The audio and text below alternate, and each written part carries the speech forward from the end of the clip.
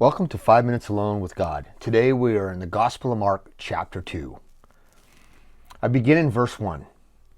And again he entered Capernaum after some days, and it was heard that he was in the house. And immediately many gathered together, so that there was no longer room to receive them, not even near the door. And he preached the word to them. Then they came to him, bringing a paralytic who was carried by 4 men.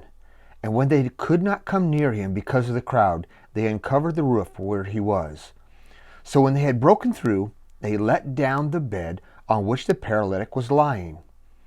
And when Jesus saw their faith, he said to the paralytic, "Son, your sins are forgiven you."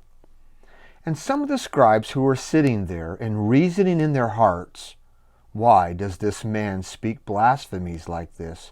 Who can forgive sins but God alone?" But immediately when Jesus perceived in his spirit that they were reasoning thus within themselves, he said to them, "Why do you reason about these things in your hearts? Which is easier, to say to the paralytic, 'Your sins are forgiven you,' or to say, 'Arise and take up your bed and walk'?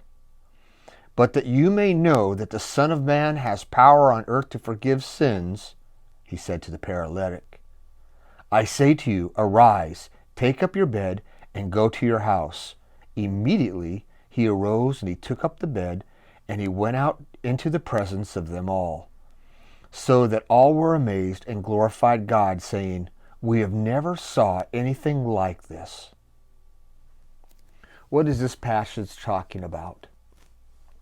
This is probably one of the easier ones for us to come and understand, because in this area we see that Jesus heals a man who is a cripple, and his friends bring him, and they can't get through and to see Jesus and to ask for healing, so they tear apart a roof, drop him down, lower him down, and Jesus heals him.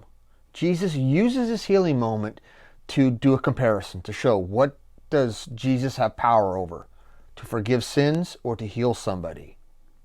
And the argument or the discussion that's going on in the leadership's mind is just this: only God can really forgive sin.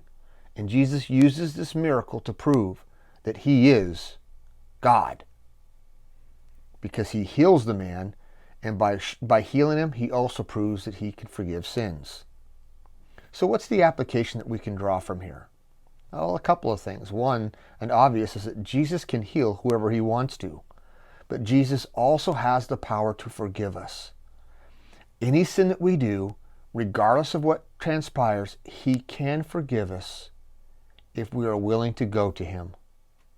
Sometimes we need people in our lives that can help us go to him, to help bring us to the Lord and remind us that he loves and he cares for us, and that he is willing to forgive us.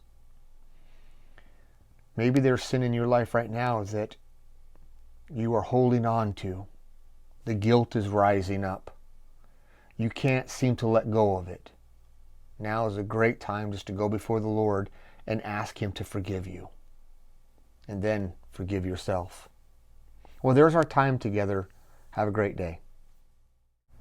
Mark chapter 2, verse 13 through 28.